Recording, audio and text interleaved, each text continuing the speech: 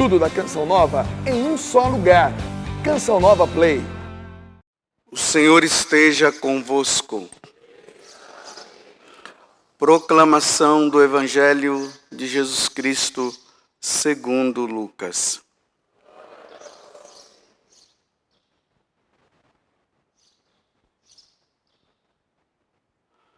Naquele tempo, havia também uma profetisa chamada Ana, filha de Fanuel, da tribo de Assé. Era de idade muito avançada. Quando jovem, tinha sido casada e vivera 7 anos com o marido. Depois ficara viúva e agora já estava com 84 anos. Não saía do templo, dia e noite servindo a Deus com jejuns e orações. Ana chegou nesse momento e pôs-se a louvar a Deus e a falar do menino a todos os que esperavam a libertação de Jerusalém. Depois de cumprirem tudo conforme a lei do Senhor, voltaram a Galiléia para Nazaré, sua cidade. O menino crescia e tornava-se forte, cheio de sabedoria, e a graça de Deus estava com ele. Palavra da salvação.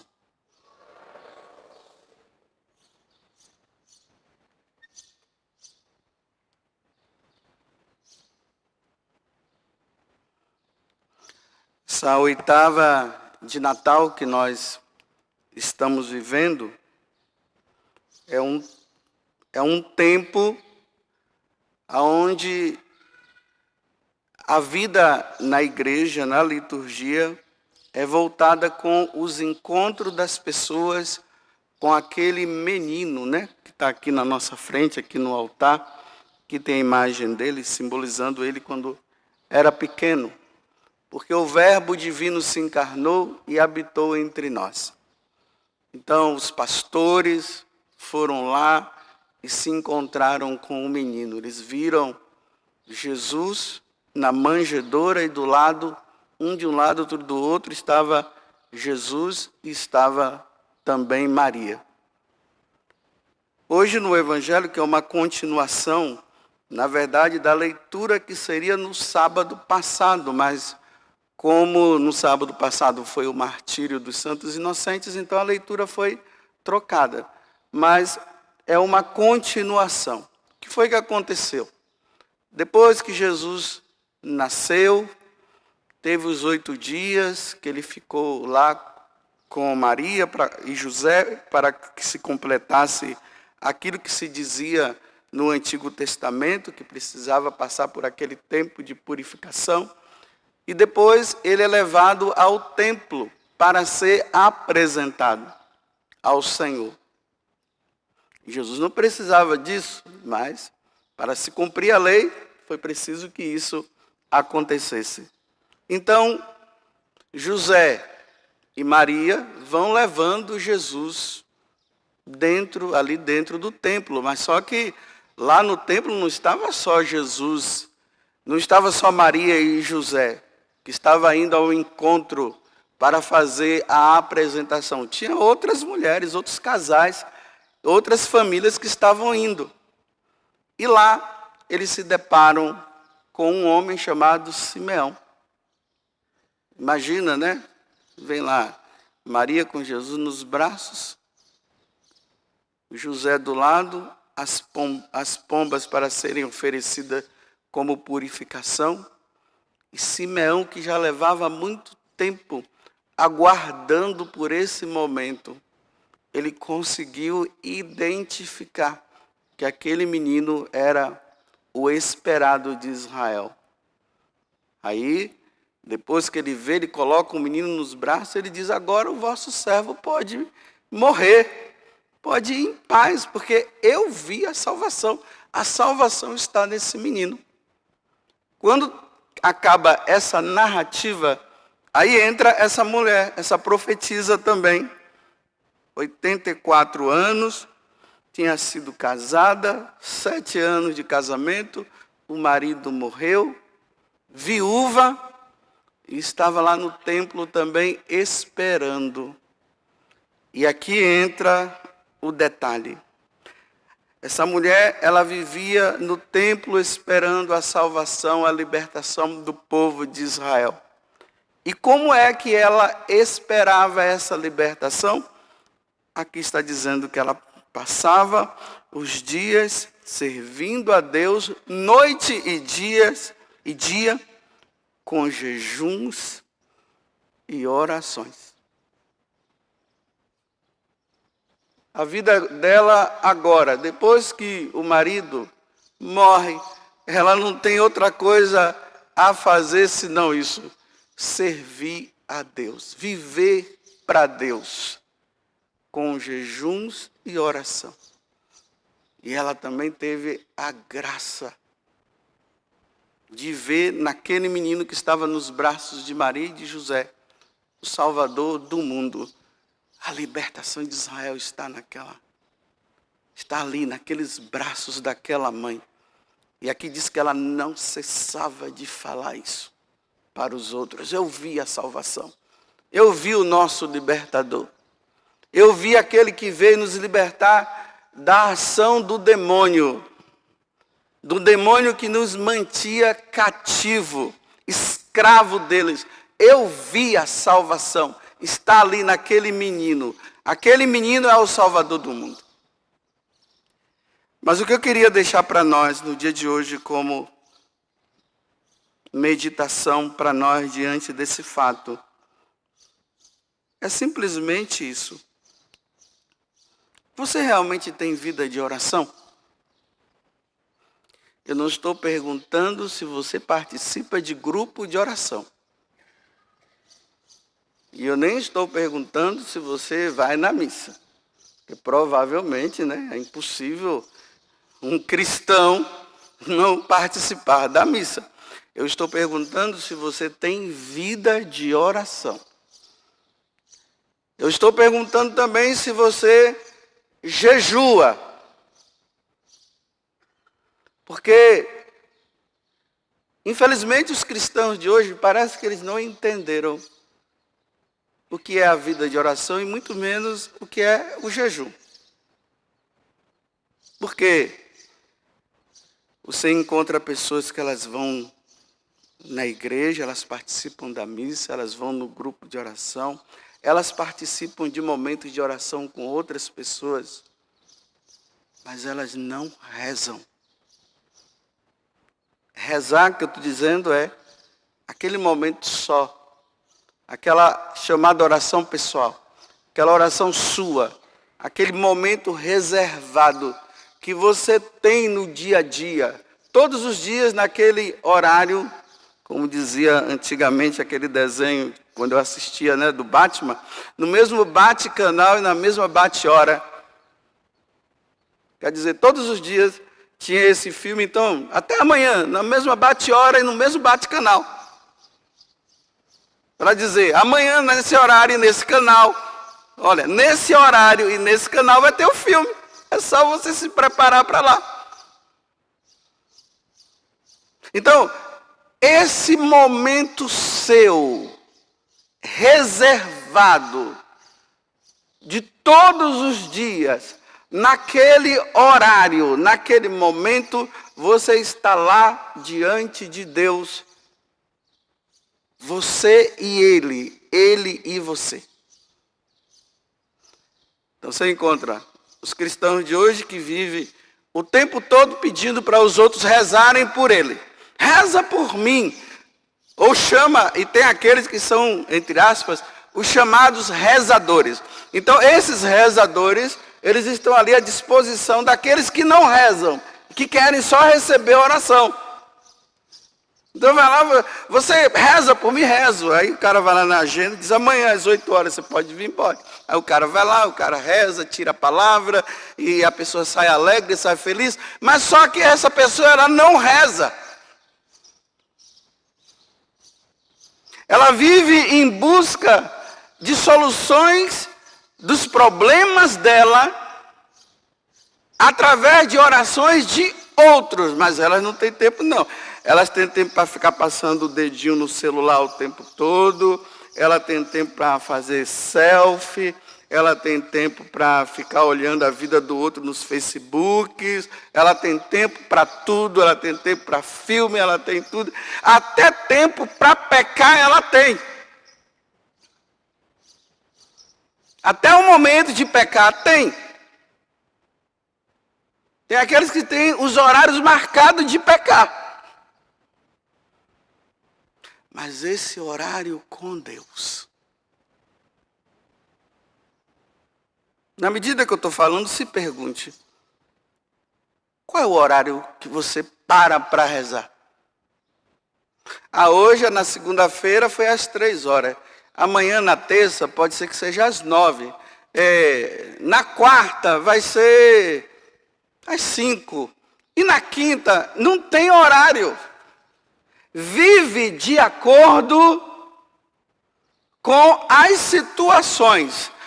Porque o primeiro mandamento diz assim, olha, amar a Deus sobre todas as coisas. Então Deus deve estar em primeiro lugar na nossa vida. Não, Deus está em último lugar. Eu vou trabalhar, eu vou fazer isso, eu faço aquilo e tal, tal. Aí quando sobra um tempo dentro de todo esse emaranhado da minha vida, aí eu vou rezar. E muitos já vão rezar cansado, com sono.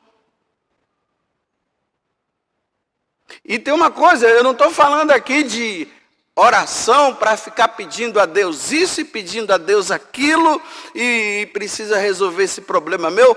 Não, eu estou falando daquele momento sublime, aonde você para tudo para estar com aquele que você ama.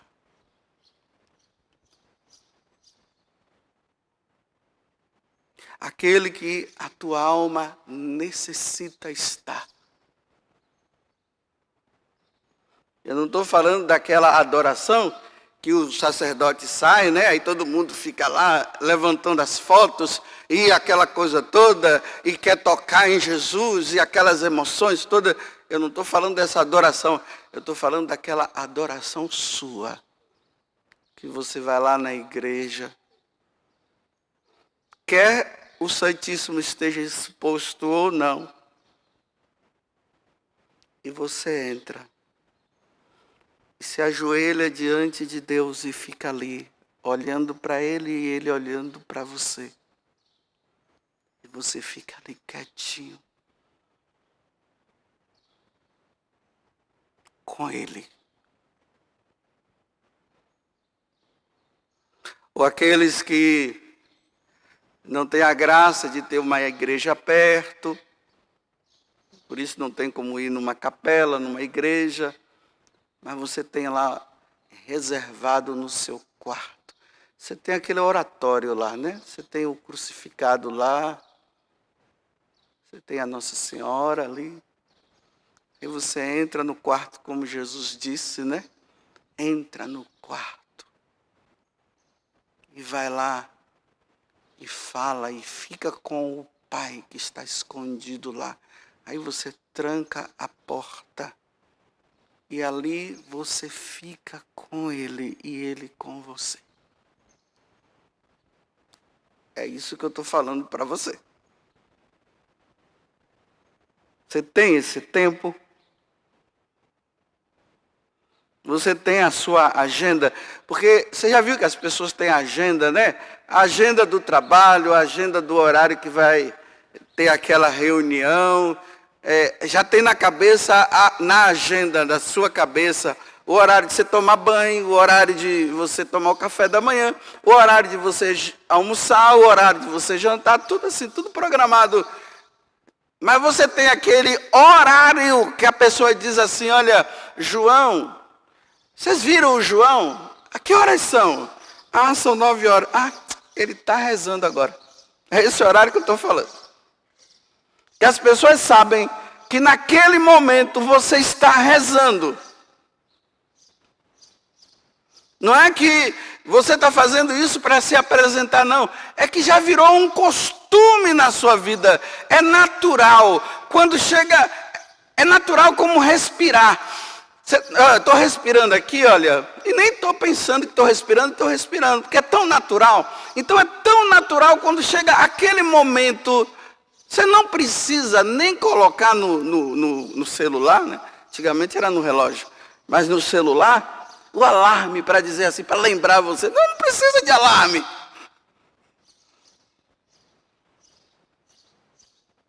Porque a tua vida com Deus, ela já é aquela vida que não precisa de alarme, não.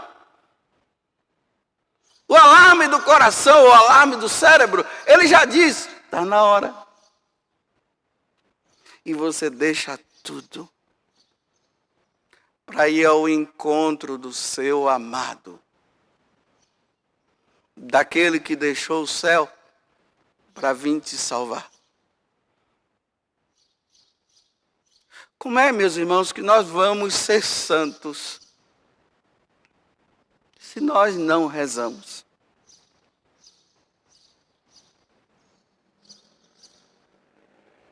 Não tem como ser santo sem vida de oração.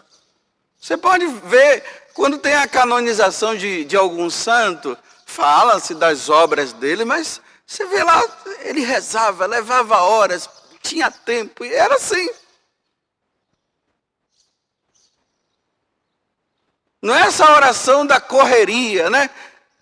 Porque, pelo fato das pessoas não ter tempo para rezar, então elas ficam rezando na correria, com o texto na mão, para lá e para cá, para bom dia, boa tarde, como é que você está? E Ave Maria cheia de graça. Não, só que você não reza. Como é que você reza assim? Você está apenas com desencargo de consciência para dizer que você rezou. Mas a intimidade, ela se dá na intimidade. Você sabe o que é a intimidade? É aquele momento seu, reservado. É aquele momento chique. Diz que um dia, não sei se foi com a Madre Teresa de Calcutá, ou foi um outro santo, que ela estava lá na capela rezando, adorando Jesus. Aí uma irmã chega, bate lá. Irmã, tem uma pessoa aí que está querendo falar com a senhora. É para resolver algum problema aqui da comunidade. Diga para ele que eu estou resolvendo aqui agora. Depois eu vou lá. E teve um outro também que foi incomodado. Ele disse assim, olha, Senhor, falando para aquela pessoa que estava rezando, né? Olha, o rei chegou aí e quer falar com você. Diga para o rei que eu estou diante da divina majestade. Depois eu vou lá conversar com o rei. Está vendo a compreensão que a pessoa tem? Que Deus está realmente acima de qualquer coisa e acima de qualquer situação. Eu repito, eu não estou falando aqui de oração para você resolver o problema do seu marido que vive embriagado. Eu não estou falando de oração aqui para você resolver porque o seu filho está nas drogas. Não, eu não estou falando dessa oração. Porque dentro da oração tem isso. Eu estou falando do seu momento. Essa mulher, ela passava o dia todo. Ela estava diante de Deus. Ela procurava estar com o Senhor. Ter esse momento. Por exemplo, tem muitos aqui que vieram para a passagem do ano, né? Aí está aqui, anda para lá, anda para cá, vem aqui, quer ver aquela pessoa, quer tirar foto com ela. É uma preocupação com tirar foto. Você veio aqui para rezar, e por que você não está rezando? Fica as caças de encontrar tal pessoa, tá aquele, porque aquele é da televisão, porque eu gosto dele. E aquele que você ama, por que você não está atrás? Aonde está ele? Por que você não vai? Aí, claro, né, tem os momentos ali que o pessoal reza, tem os momentos de oração com todo mundo, aí você vai e reza, quando acaba, aí você já sai correndo atrás de tal. Meu Deus! Não estou dizendo também que você não possa fazer isso. Eu estou apenas dizendo se você reza. Realmente. E você vê que era jejum e oração, né? aqui está outra prática que é difícil para os cristãos de hoje. Jejuar. Nas aparições de Nossa Senhora em Medjugorje, ela disse assim, vocês fazem tudo, menos jejuar. A igreja já prescreveu. Sexta-feira é dia de jejum. Isso deveria ser tão normal na vida de nós cristãos, de nós católicos. Sexta-feira é dia de jejum, que não haveria nem necessidade de ficar se escondendo, porque tem gente que eu dizendo, você vai comer? Não, é que hoje eu não vou, ficar aquele negócio. Não, entre nós católicos, não deveria nem ter essa pergunta, você vai comer hoje? Não se pergunta, hoje é dia de jejum, sexta-feira. E agora tem o acréscimo também, né? Na quarta-feira também se jejua. Mas não, eu não consigo jejuar. Claro, guloso do jeito que você é. Como é que você vai jejuar? Sorvete está rodando. Os lanches estão aí. Os refrigerantes estão aí. Para os que bebem, as bebidas estão aí. Direto, está vendo? Como é que vai?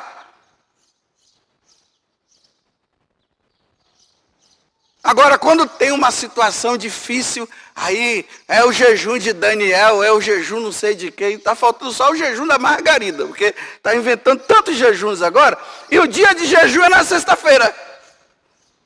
Aí querem pegar um jejum forte para colocar Deus contra a parede e dizer assim, olha, estou fazendo greve de fome, vê se resolve o meu problema, porque se o Senhor não resolver meu problema, eu vou morrer de fome, morra! É melhor morrer. Em vez de usar o jejum como forma de crescimento nas virtudes, o jejuar pela santidade, jejuar até para fazer o bem ao pobre, jejuar para ter mais tempo de oração, jejuar para lembrar da paixão e morte de Jesus, do quanto que ele sofreu. Não, é o jejum para obter alguma coisa.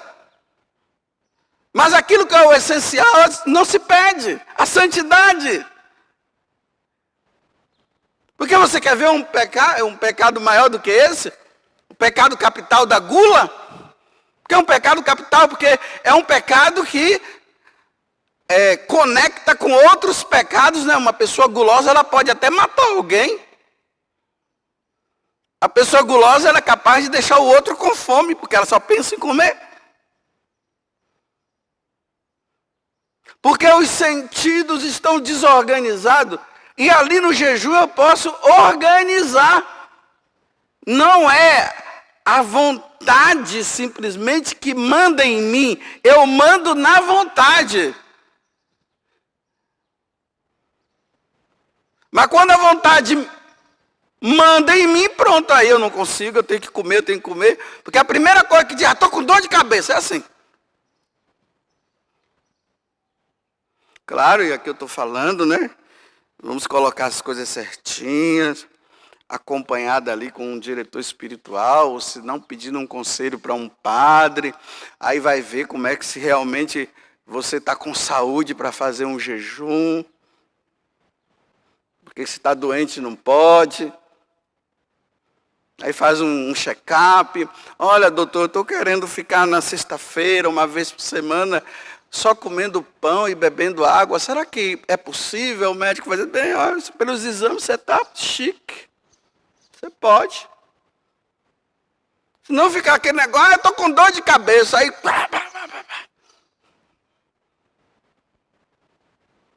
Ou senão vai fazendo aos poucos, mas é uma prática cristã. Jesus, o próprio Jesus jejuou. Ele foi 40 dias, mas não faça isso não.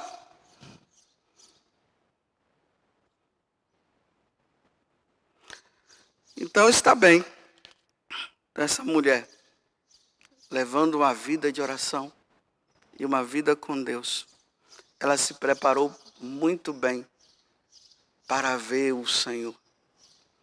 Aquele que leva uma vida de penitência nesse mundo, como diz na primeira leitura, né, São João, está falando que nós precisamos tomar cuidado com o mundo, Porque o mundo, esse mundo que está aí, que oferece tantas coisas, ele nos leva a pecar, ele nos leva a nos afastar de Deus.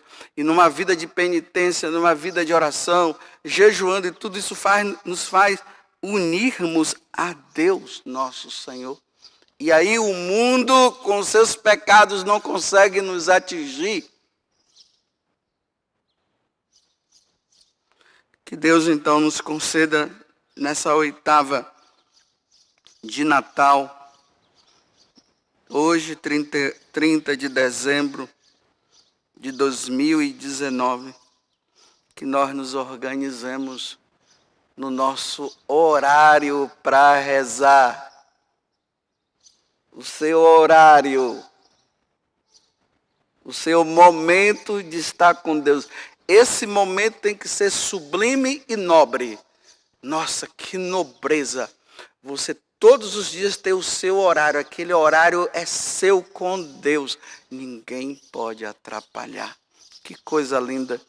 Isso só acontece com quem quer ser santo. E quem ama a Deus. Senão, é aquela coisa bagunçada, né? Vai assim. E às vezes nem tempo tem para rezar. Mas você pode rezar por mim? Você só encontra gente assim. Você reza por mim? Porque parece que tem gente que tem escrito assim, olha, na testa. Se quiseres oração é só falar comigo. Aí vem, você reza por mim? Mas ela mesma não reza. Tudo da Canção Nova em um só lugar. Canção Nova Play.